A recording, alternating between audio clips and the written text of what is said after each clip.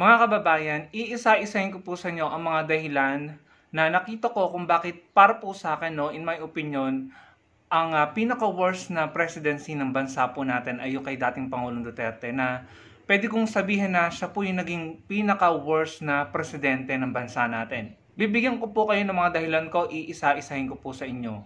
Una, naalala ko nung time niya, kapag pinapatawag ang mga opisyal ng Parmali at mga opisyal ng gobyerno sa mga hearing sa Senado na nag-iimbestiga patungkol sa paggamit ng pondo, siya mismo yung nagbabawal. Pinipigilan niya na umattend. Sinasabi niya, wag umattend, wag makinig, no? Naalala ko sa Blue Ribbon Committee ni Dick Gordon, pinapatawag yung ilang opisyal ng gobyerno at ang Parmali. Sa pagkakatanda ko, si dating Pangulong Duterte mismo nagsasabi na wag umattend yung mga pinapatawag. So meaning, siya yung nagtotolerate na hindi magkaroon ng accountability ang mga opisyal ng gobyerno or yung mga tao na inaakusahan ng katiwalian pagdating sa paghawak ng pondo ng mga Pilipino. No? So yun, number 1. Number 2, ginawa niyang sinungaling yung mga canine dogs na nakadetect po ng bilyong-bilyong halaga ng shabs na nakapasok sa custom. No?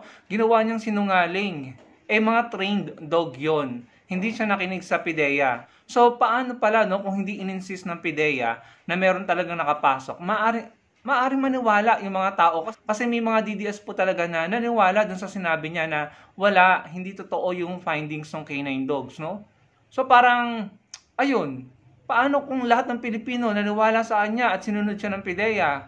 Di, pinalampas na yan. Hindi na inaimbestigahan niya mga bilyong-bilyong halaga ng shabs na nakapasok sa custom.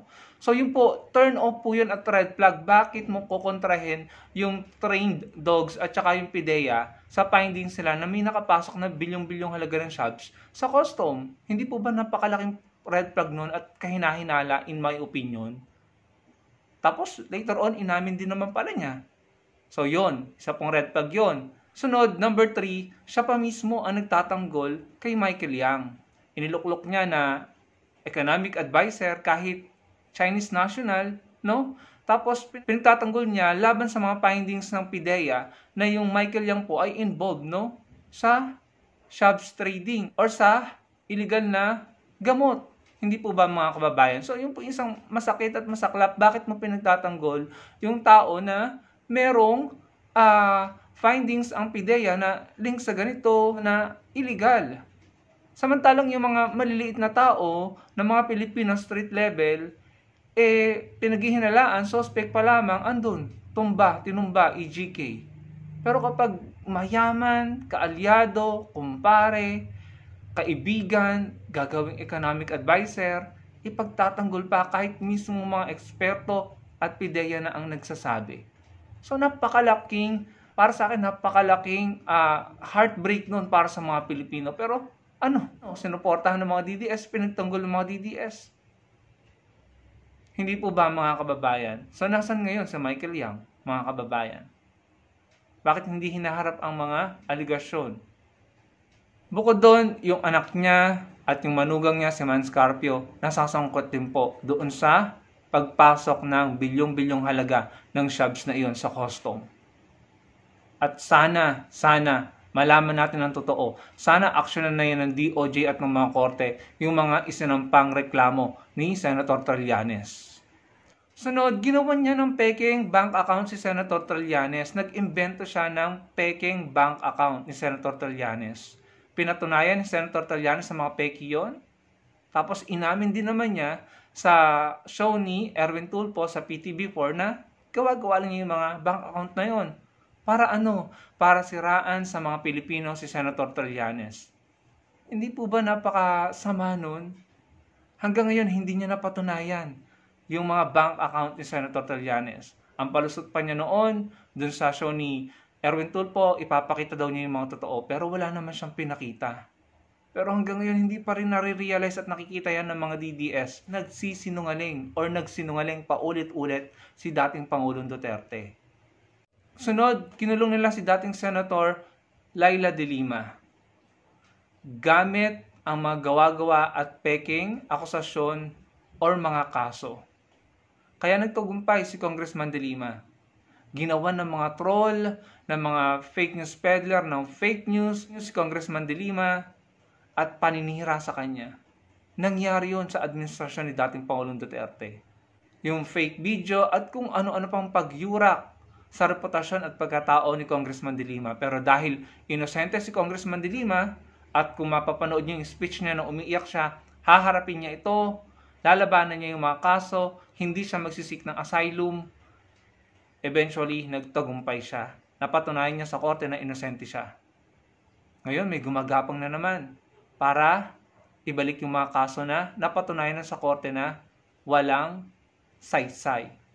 At hindi ginawa ni Congressman De Lima ang ginawa ni Tebes, ni Harry Roque, ni Bantag na nagtago. Humarap siya sa mga kaso niya kasi alam niya na inosente siya. Ito pa ang isang matinding red flag. Pinagbantaan niya ang COA. No? Yung state auditor, pinagbantaan niya ang buhay ng mga state auditor. Ipa-flash ko po sa inyo yung balita, no? Kasi hindi ko po maalala kung ano yung tamang term na ginamit na parang ipapakidnap or ipapatorture. Yan ay isang matinding pagwawalang hiya sa taong bayan. Yung state auditor ang isa sa pinaka nangungunang ahensya ng gobyerno para gawing accountable ang mga opisyal ng gobyerno. Ipapatorture or ipapakidnap? Pakibasa na lamang po ng balita. Tama ba yun? Hindi po ba napakasama nun? Paano magiging accountable ang mga opisyal niya sa panahon niya kung yung state auditor na nag-audit kung may katiwalian or wala ay tatakutin mo. Kaya naman yung mga ghost employees, no, doon sa Davao City nung mayor pa si Mayor Sara or si dating Pangulong Duterte, yung halos umabot na ng or mahigit na yata na bilyon halaga ng confidential fund. Na-audit ba nung maayos yun? Yung mahigit billion din na insurgency fund ng Davao City, na-audit ba nung maayos yun? Bukod pa yun sa confidential fund, mga kababayan. Ngayon na lang natin nakita yung mga kahinahinala na hindi tamang paggastos ng confidential fund ni VP Sara. Ngayong hindi na presidente si dating Pangulong Duterte. Paano pa nung mayor siya? Bakit niya kailangan takutin ang state auditor? Bakit, mga kababayan? Hindi ba napakalaking pagwawalang hiyayan sa mga Pilipino? Sunod, bakit kailangan sa China siya mangutang na may mataas na porsyento ng interest at hindi sa Japan na mababa lamang ang percentage? Kaya tingnan niyo ang utang ng Pilipinas ng panahon niya. Dinoble niya at nilampasan niya ang utang ng lahat ng presidente mula day 1 ng gobyerno ng Pilipinas hanggang kay Pinoy. Nilampasan niya yon. Isang presidente lang si dating Pangulong Duterte pero lahat ng presidente na nagdaan bago siya, nilampasan niya ang utang nila. Kahit pagsama-samahin mo pa yung utang nila, nilampasan ni dating Pangulong Duterte. Kasi sa matataas na interest siya nangungutang. Tapos, ang dami talamak ang korupsyon. Tignan niyo ang Corruption Perception Index, bumagsak, lumagapak ang ranking ng Pilipinas nung time niya kumpara kay Pinoy Aquino. Nung time niya, kumpara kay President Pinoy Aquino. Kasi mas maraming inuutang, mas maraming pera mapupunta sa katiwalian. Tignan nyo, dinoble at nilampasan niya ang utang ng Pilipinas ng lahat ng naging presidente bago siya. Wala pa siyang iniwang pondo kay PBBM. Natatandaan ko yung mga talks or dialogues sa ASEAN, sa APEC, or sa Shangri-La Dialogue sa Singapore. Kagaya nung inatinan ni Secretary Gibo Teodoro patungkol po sa maritime security sa West Philippine Sea, no, sa South China Sea. Natatandaan ko hindi niya pinapa-attend ang Pilipinas doon sa mga ganung dialogue, sa ASEAN, sa APEC, or sa Shangri-La Dialogue at sa iba't iba pa. Natatandaan ko hindi po niya pinapa-attend or pinipigilan niya. Bakit? Para i-please ang China. Para hindi mapag-usapan ito. Dahil masyado siyang dikit at friendly at umuutang sa China. Tandang-tanda ko yan, mga kababayan. Pero buti na lang ngayon, nung time ni Pinoy at time ni PBBM, uma-attend na tayo para mapag-usapan.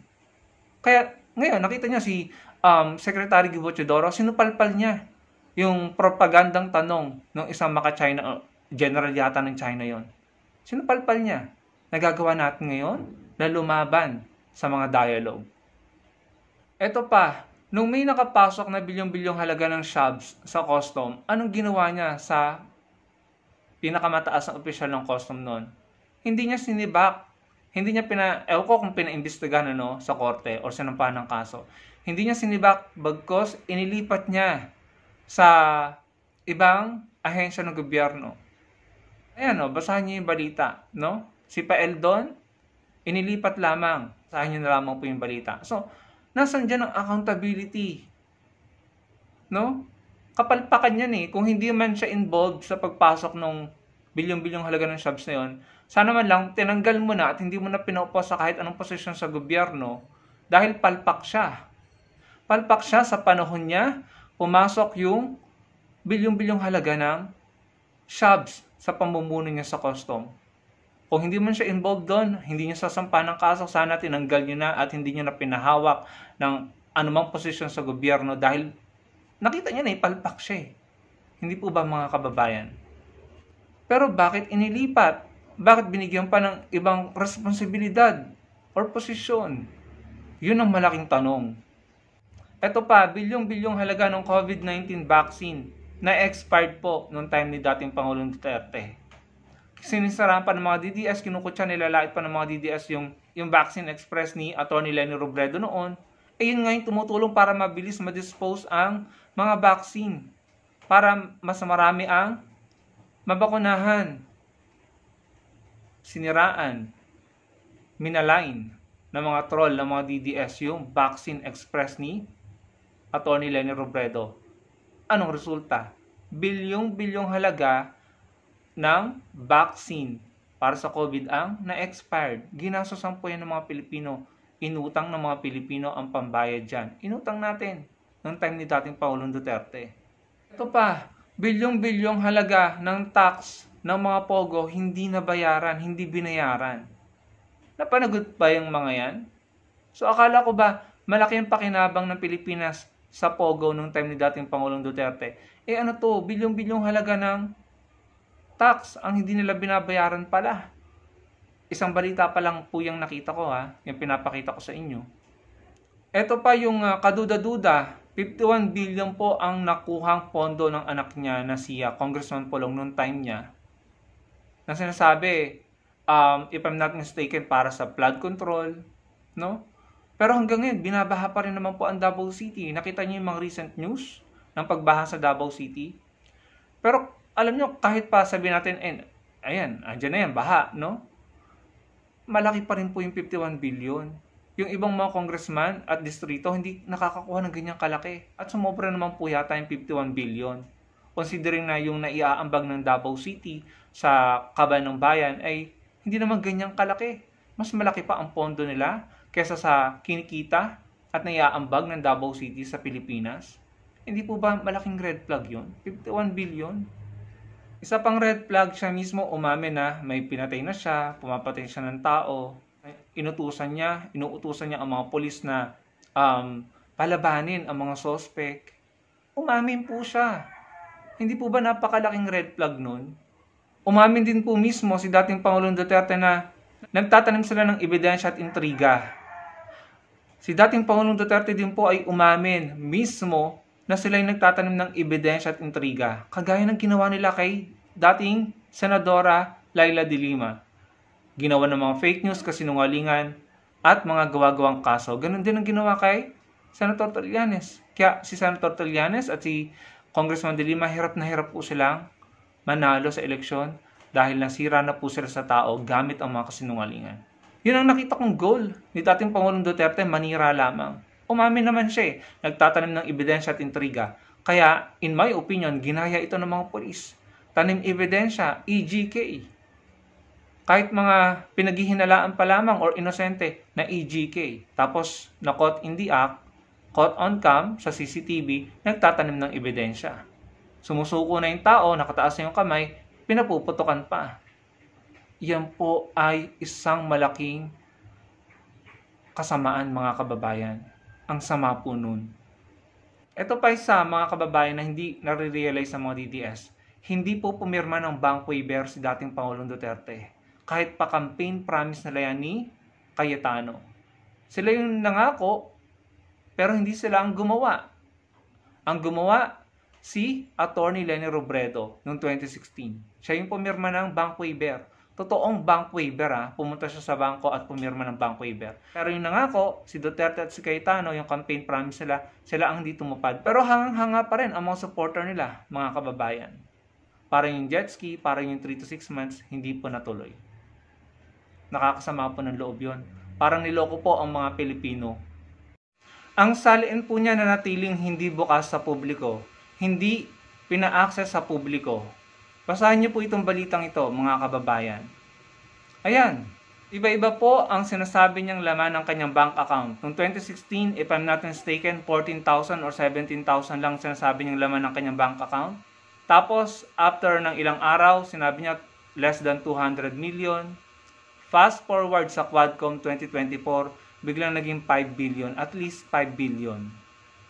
Kaya talagang sa impeachment ni VP Sara, sa trial ng impeachment niya, doon natin makikita yung sinasabi ni Senator Trillanes na bilyong-bilyong halaga ng transaksyon na pumasok sa joint account nila ni VP Sara at ni dating Pangulong Duterte.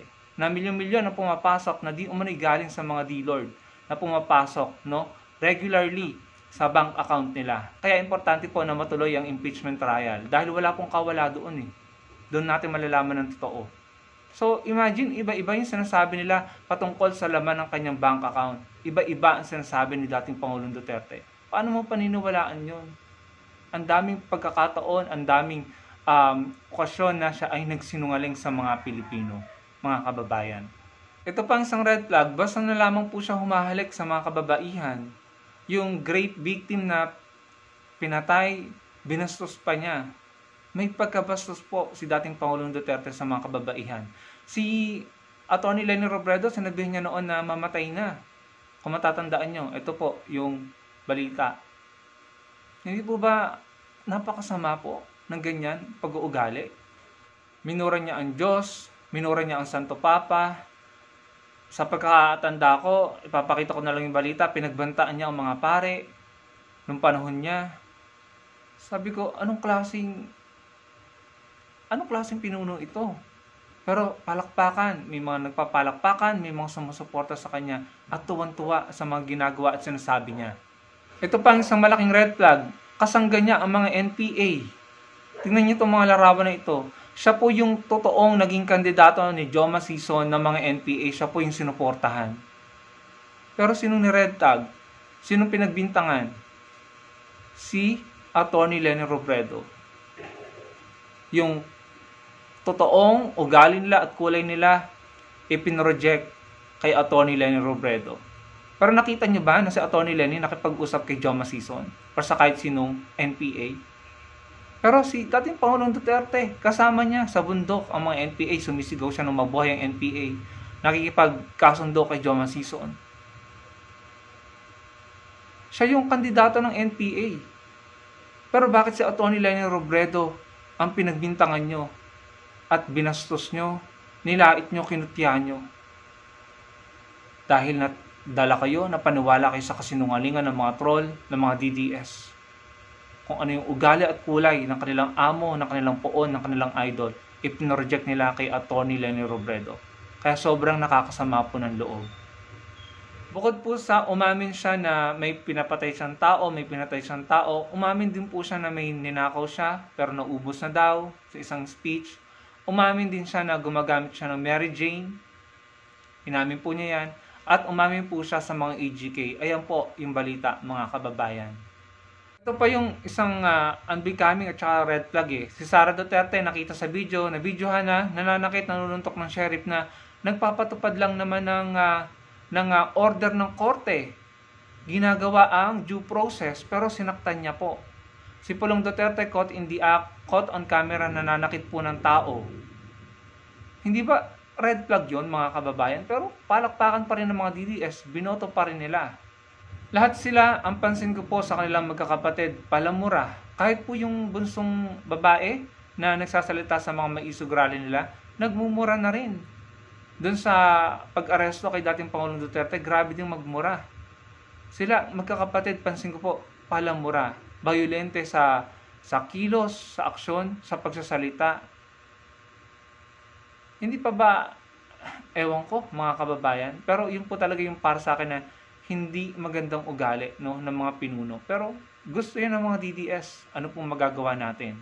Ito pa isang red flag. Ginawa niyang biro at katawa-tawa ang ating national security. Gusto po niya tayong gawing probinsya ng China. Sinabi po niya yan sa harap mismo ng Chinese ambassador ng mga diplomat sa kanyang speech. Hindi po ginagawang biro ang national security, mga kababayan. Kaya pakiramdam ko po yung kanyang administrasyon naging sunod-sunuran po sa mga kagustuhan ng China. Hindi nagdidesisyon ang administrasyon ni Duterte na ma-o-open ang China. Yun po yung nakita ko, ang observation ko sa kanyang administrasyon. Tumaas po yung korupsyon noong time niya. Tignan niyo po ang Corruption Perception Index. Ipaghambing niyo po ang ranking ng Pinas noong time ni Pinoy at time ni dating Pangulong Duterte. Lumala po ang kalagayan ng korupsyon sa Pilipinas noong time ni dating Pangulong Duterte. Ito pa natatandaan ko, dahil sa war on drugs, sa EGK, yung kawawang Koreano na dinampot ng mga polis, no? If I'm not mistaken, sa Pampanga. Nakalimutan ko yung pangalan niya.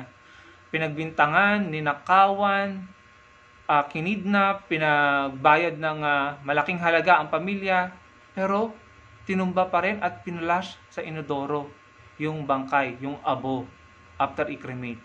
Hindi ba napakasama nun? Yun ay ginawa nila bilang parte daw ng kanilang war on drugs. Kaya ang daming na EGK po, no? Nag-take advantage ang masasamang police sa disorganized and unlawful na war on drugs na iyan. Napakasama po nun, mga kababayan. Naalala ko rin, no, nung panahon po na galit sa US, sa UN, sa EU, si dating Pangulong Duterte, pinahinto niya or pinadelay niya, if I'm not mistaken, pinahinto niya yung mga balikatan exercises, no? Nilamatan niya po ang alyansa ng Pilipinas at Amerika at ng mga bansa sa West.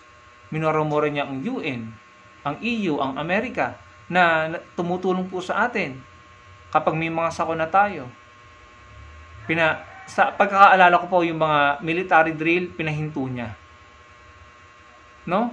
So, ganun po yung nangyari nung time ni dating Pangulong Duterte. Bukod doon, nagsayang po tayo ng bilyong halaga ng pera ng taong bayan dahil nag-purchase po tayo sa Russia ng, eto, basahin nyo na lamang po. No? Ewan ko kung naripanda po natin yan, wala po ako nabalitaan, pero yan po yung latest na balitaan ko.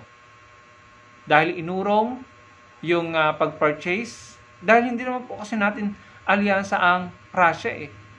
Kung yan itutuloy, masasanction po tayo ng US. So hindi po nag-iisip. Ang alyansa mo, US. Ang US kalaban ng Russia. Bakit ka sa Russia magpa-purchase ng mga military equipment? Hindi po ba, mga kababayan, hindi pinag-isipan, hindi gumamit ng utak. Akala ko ba just master tactician? Ang alyansa mo, US, minura-mura mo.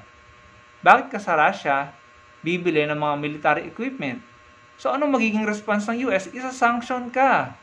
At dahil isa-sanction tayo, wala tayong nagawa kundi iurong ang purchase. Pero dahil nagbayad na po tayo, hindi na po natin nabawi yan. Wala po ako nabalita ang nabawi yan. And sa tingin ko, hindi po yan ibabalik ng Russia. Kasi nakapagkasundo na eh, may agreement na eh. So, ayan, nagsayang po tayo ng pera. Master tactician, chess master. Bakit ganyan? Hindi pinag-isipan yan. Ma-pride kasi, ma-ego. Ang kaalyado mo, Amerika eh. Bakit ka sa Russia makikipagkasundo na may kinalaman sa military? No? Sa purchase ng military equipment. Grabe. Hindi pinag-isipan, hindi gumamit ng utak. Matalino daw eh. Madiskarte daw eh. Master tactician. Ano pala yan? Ang daming kapalpakan. Ito pa masakit, mga kababayan, pinahinto po niya ang joint patrol ng Pilipinas at ng Amerika sa Exclusive Economic Zone at Sovereignty ng Pilipinas sa West Philippine Sea. Sabi niya sa 12 nautical miles lamang daw, sa territorial waters lamang daw. Hindi po yung ginagawa nung time ni Pinoy. At hindi rin yung ginagawa sa time ni PBBM. Bakit mo ipapahinto na pagpatrola ng ating sovereign area at saka yung exclusive economic zone ng ating bansa sa West Philippine Sea? Gugustuhin mo ba na maposisyonan na naman ng China ang mga lugar na iyon? Buti na lamang po hindi sumunod ang Navy or ang Coast Guard. Dahil unconstitutional po yun. Pero saan ka nakakita? Head of state, mismong presidente na dapat na ikaw ang umiisip ng paraan para ipagtanggol ang mga teritoryo mo. Ikaw pa mismo ang gumagawa ng paraan para hindi maipagtanggol or madepensahan ang mga teritoryo. Pinatitigil ang joint military drill, pinatitigil ang joint patrol. Saan ka nakakita ng ganong klaseng presidente, mga kababayan? Para lamang i-please ang China. Dahil nakakautang na may malaking interes sa China. Ganun ba yon? Pambihira. Sa time din ni dating Pangulong Duterte, kung matatandaan niyo yung Pastilla scam or scheme, nakapasok po yung napakaraming illegal na Chinese na nanunuhol, nagbibigay ng lagay sa mga opisyal ng immigration sa airport, no? Pastilla sa scheme. Anong kasunod nito? Anong resulta nito?